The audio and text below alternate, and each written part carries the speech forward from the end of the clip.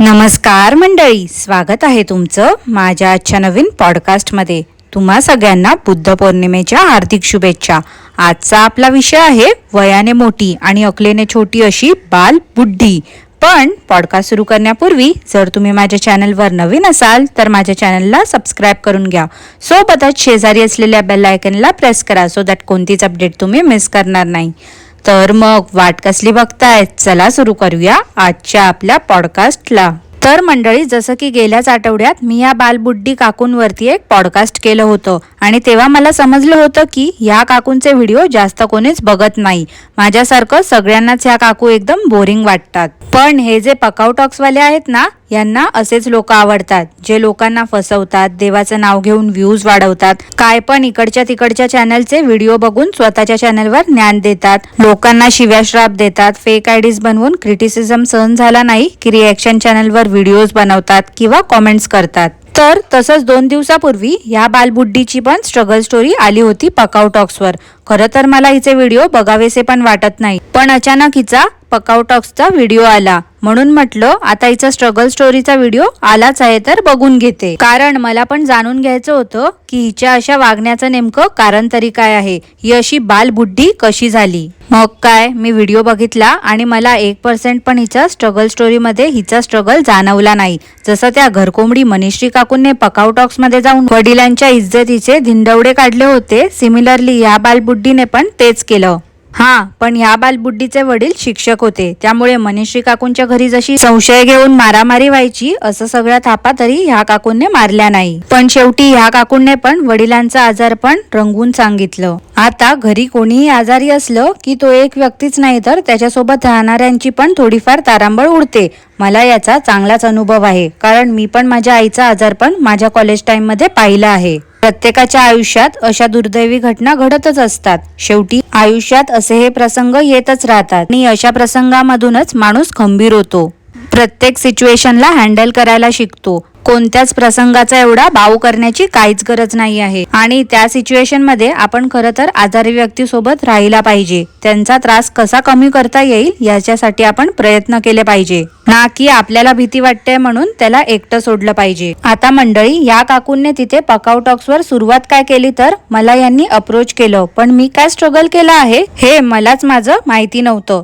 त्यानंतर मला रामायण मधली खारुताई आठवली। तिने सेतू बांधण्यासाठी जो खारीचा वाटा उचलला होता तसाच मीही माझ्या आयुष्यातला खारीचा वाटा तुमच्यासोबत शेअर करते। ह्या काकू बोलल्या 4th स्टँडर्ड पर्यंत आयुष्य एकदम टवटवीत फुलासारखं होतं, पण एक अशी रात्र आली आणि मी सतत कोणत्या ना कोणत्या काळजीमध्ये राहू लागली। मंडळी, यापुढे काकूंची स्ट्रगल स्टोरी सुरू होणार आहे, त्यामुळे सोबत पॉपकॉर्न आणि कोल्ड्रिंक्स घेऊनच बसा। तर मंडळी, त्या रात्री काकू वडिलांच्या शेजारी झोपल्या होत्या आणि अचानक एक आवाज आला आणि काकू दचकन उठल्या। तेव्हा त्यांनी बाजूला पाहिलं की वडिलांची जीभ चावली होती, रक्त येत होतं, हातपाय आकडले होते। वडिलांचा आवाज ऐकून आतमध्ये आई डब्याची तयारी करत होती, ती धावत आली। त्यानंतर काकूंना समजलं की या प्रकाराला फिट येणं असं बोलतात। काकूंच्या आईने कांद्याचा वास दिला त्यांना, मग ते शुद्धीवर आले। हे सगळं तर ठीक आहे काकू, पण त्यांनी जीभ चावली होती आणि रक्त येत होतं, त्यासाठी काय उपाय केलात ते तुम्ही सांगितलंच नाही। हे बघा काकू, असं नाही करायचं हा, जे काही घडलं ते खरं खरं सांगायचं, असं अर्धवट तुम्ही सांगता। अहो, किती मोठा स्ट्रगल केलाय तुम्ही, इयत्ता 4थी पासूनच। बरं जाऊ दे, जीभ चावल्यानंतर रक्त आलं ते कसं थांबलं ते सांगितलं नाही तुम्ही, पण काकू तुम्ही बोलल्या की पुढचे 6 महिने पप्पांना एकही फिट आली नाही, आम्हाला स्वप्नात पण वाटलं नव्हतं की परत फिट येईल। काय काकू, एवढ्या शिकल्या आहात तुम्ही तरी अनपडासारखं वागताय। हो, 6 महिने काय तुम्ही वाट बघत होत्या का परत फिट येण्याची? पहिल्यांदा जेव्हा फिट आली तेव्हाच तुम्ही डॉक्टरला बोलवायला हवं होतं किंवा त्यांना चेकअप साठी न्यायला हवं होतं। वर तुम्ही निर्लज्जासारखं बोलता की पहिली फिट आली ते आम्ही विसरून पण गेलो होतो। अहो काकू, काय तुम्ही पण काय बोलताय, जिभेला हाड तुमच्या। एकुलती एक लेक म्हणवताना स्वतःला, मग तुमची जबाबदारी नव्हती काही त्यांना डॉक्टरकडे नेण्याची? आणि काय तर म्हणे, जेव्हा डॉक्टरकडे त्यांना नेलं त्यांच्या मेंदूला रक्तपुरवठा होत नव्हता हे समजलं, तेव्हा डॉक्टरांनी रक्त पातळ होण्यासाठी गोळी दिली होती, पण कोणीही आठवण करून देत नाही तोपर्यंत ते स्वतःहून गोळी घ्यायचे नाही। मग काय, एकुलती एक म्हणजेच काकू स्वतः गोळी द्यायला सुरू झाल्या। पण वडील गोळी फेकून द्यायचे आणि घेतली म्हणून सांगायचे. आता ह्यात बिचाऱ्या त्या वडिलांचा दोष नव्हता. काय आहे ना काकू, आजारपणात इच्छा होत नाही काही खाण्यापिण्याची, औषध घेण्याची. कधी कधी ना तोंड देखील कडू झालेलं असतं, इच्छा मरते, तेव्हा आपण लाडीगोडी लावून त्या व्यक्तीला ते औषध देणं गरजेचं असते. जसं म्हातारपण हे दुसरं बालपण असते, तसंच आजारपणात देखील माणसं लहान मुलाप्रमाणे होतात, एकदम हट्टी, चिडचिड करतात, कारण आतून त्यांनाही त्रास होतच असतो. आणि तुम्हाला एवढं जर माहिती होतं की ते गोळी फेकून देत आहेत, खातच नाही आहेत, तर तुम्ही त्यांनी ती गोळी खाल्ली की नाही हे चेक केल्याशिवाय तिथून का जायच्या? तुमची पण तर रिस्पॉन्सिबिलिटी होतीच ना ती. तुम्ही लाख सांगितलं त्यांना मेडिसिन खा, पण त्यांनी नसेल खाल्ली तर त्यांना लाडीगोडी लावून दिली तर पाहिजे होती तुम्ही. काकू, तुम्हाला माहिती आहे का, माझी आई मला नेहमी बोलायची तिच्या आजारपणात की मी तुझी आई आहे, पण तू माझ्या आजारपणात माझी आई झालीस. हो काकू, लहान वगैरे काही नाही हो, वय मॅटर नाही करत, सिच्युएशनला समजूतदारपणे हँडल करता आलं पाहिजे, बाकी काही नाही. जेव्हा जबाबदारी अंगावर पडते ना तेव्हा बरोबर समजते. ते बोलतात ना, पाण्यात पडलं की पोहता येतं, तसंच. पण तुम्ही जे केलं ना त्याला जबाबदारीपासून लांब पळ काढणं बोलतात. बालमन काय ते एकच स्टेप काकू तुम्ही सुरू केली होती त्या पकाव टॉक्स मध्ये. काय तर म्हणे शाळेपासून घर 2 मिनिटाच्या अंतरावर होतं, घरच्या खिडकीतून शाळा दिसायची, पण ह्या काकू शाळेच्या बाहेर 2-2, 3-3 तास बसून असायच्या. का तर वडिलांना रात्रीची फीट यायची. काय हो काकू, तुम्ही पण त्या पत्रास्टेच्या केअरटेकरच्या नाईट स्कूल अँड कॉलेजला होत्या का शिकायला? नाही म्हणजे वडिलांना रात्रीची फीट यायची ना, मग दिवसाचं उन्हात तुम्ही 2-2, 3-3 तास कशाला बसून असायच्या? हा, आता रात्री त्यांना फीट यायची तेव्हा तुम्ही कुठे बाहेर जाऊन बसायच्या असं बोलल्या असत्या तरी देखील आम्ही समजू शकलो असतो, पण शाळा सुटल्यावर दुपारी 2-2, 3-3 तास उन्हात बसण्यात काय लॉजिक होतं? आणि शाळेत तुमच्या शिपाई किंवा वॉचमॅन नसायचे का? असं कसं शाळा सुटली की तुम्हाला थांबू द्यायचे? आमच्या तर बाबा शाळा सुटली की सरळ स्कूल बसमध्ये बसा आणि घरी या असं होतं. ते पण प्रत्येक फ्लोअरवर शिपाई असायचे आणि सगळे स्टुडंट्स क्यू मधूनच स्कूलच्या गेट बाहेर जायचे. काही जे स्कूल जवळ राहायचे त्यांचे पॅरेंट्स यायचे, वॉकिंग जायचे ते, पण कोणालाही शाळेच्या परिसरात थांबू द्यायचे नाही. मला असं वाटते मंडळी, या क्रिंज व्लॉगर्सची दुनियाच वेगळी आहे, त्यामुळे यांची शाळा कॉलेज पण वेगळंच आहे, आपल्या सर्वसामान्य माणसांसारखं नाही यांचं. या काकू पकाव टॉक्स मध्ये जाऊन बोलतात काय तर प्रेझेंट मध्ये मी नसायची, एकुलती एक मुलगी असून पण त्यांच्याशी जवळीक करू नाही शकली. काकू, आता पण ना तुम्ही लहानपणीमध्येच अडकून पडल्यात असं मला वाटते. खरं बोलू का मंडळी, आतापर्यंत यांनी जी स्टोरी सांगितली ना, तर या सगळ्या सिच्युएशन मध्ये यांच्या आईनेच सगळं स्ट्रगल केलं आहे आणि या काकूंनी तर नेहमी पळवाटच काढली आहे. या काकू 12th स्टँडर्ड मध्ये होत्या तेव्हा यांच्या वडिलांना पॅरालिसिसचा अटॅक आला होता.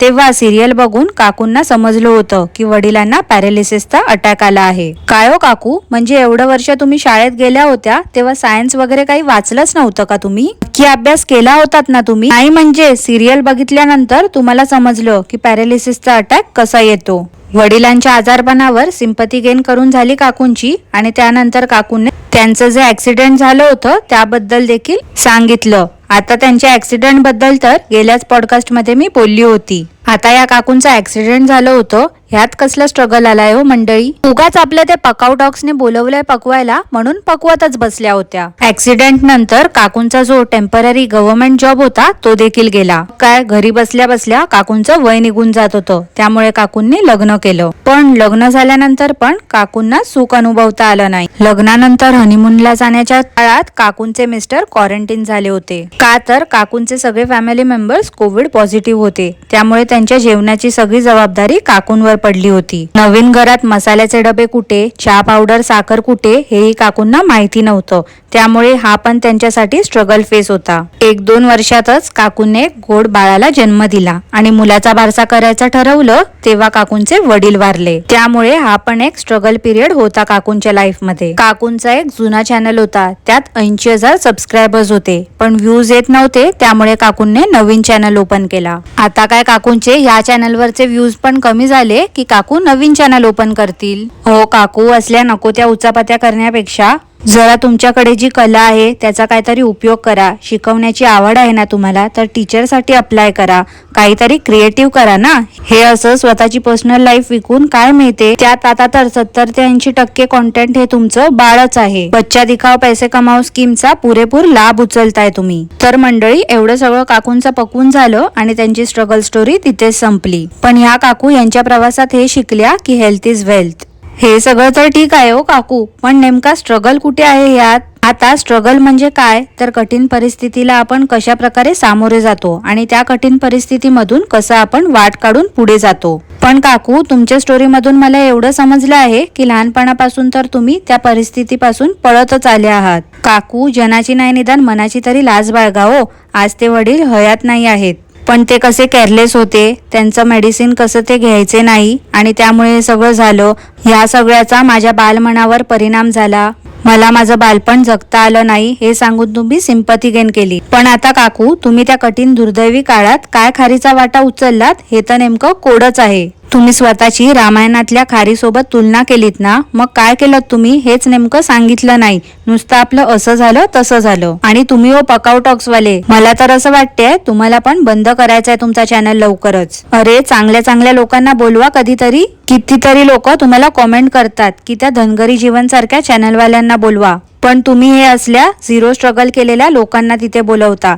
दिवसेंदिवस खरंच तुमची क्वालिटी खूप खराब होत चालली आहे. आणि मागच्या त्या मनीश्री काकूंच्या प्रसंगावरून तरी हेच दिसून येत आहे की तुम्ही पण ह्या लोकांना सामील आहात. मनीश्री काकूंच्या एक मेसेजवर तुम्ही व्हिडिओज प्रायव्हेट करून टाकला. नूतन एंजलच्या व्हिडिओ खाली जे नेगेटिव्ह कॉमेंट्स येत होते ते देखील तुम्ही डिलीट केलेत. आता लवकरच वाटते बालबुद्धी काकू पण व्हिडिओ प्रायव्हेट करायला लावतील तुम्हाला. कारण मनीश्री काकूंसारखं त्यांना देखील थोड्या दिवसांनी समजेल की स्वतः केलेला संघर्ष सांगायचा होता तिथे, ना की आई वडिलांचा संघर्ष. मंडळी, तर असे आहे ते कर्तृत्वाने शून्य असे डेली क्रिंज व्लॉगर्स, ज्यांनी खरं तर स्वतः काहीच असा स्ट्रगल केला नाही आहे आणि त्यांना स्ट्रगलचा अर्थही माहिती नाही आहे. आई वडिलांचं नाव घेऊन, देवाचं नाव घेऊन, लहान मुलं दाखवून, हे आपण किती गरीब आहोत सुरुवातीला दाखवून, मग हळूहळू एक एक प्रॉपर्टी दाखवून लोकांना मूर्ख बनवून युट्यूबवर डॉलर्स छापतायत. ह्या अशा लोकांमुळे जे खरंच मेहनत करून पुढे येऊ पाहतायत ते पाठी राहतायत.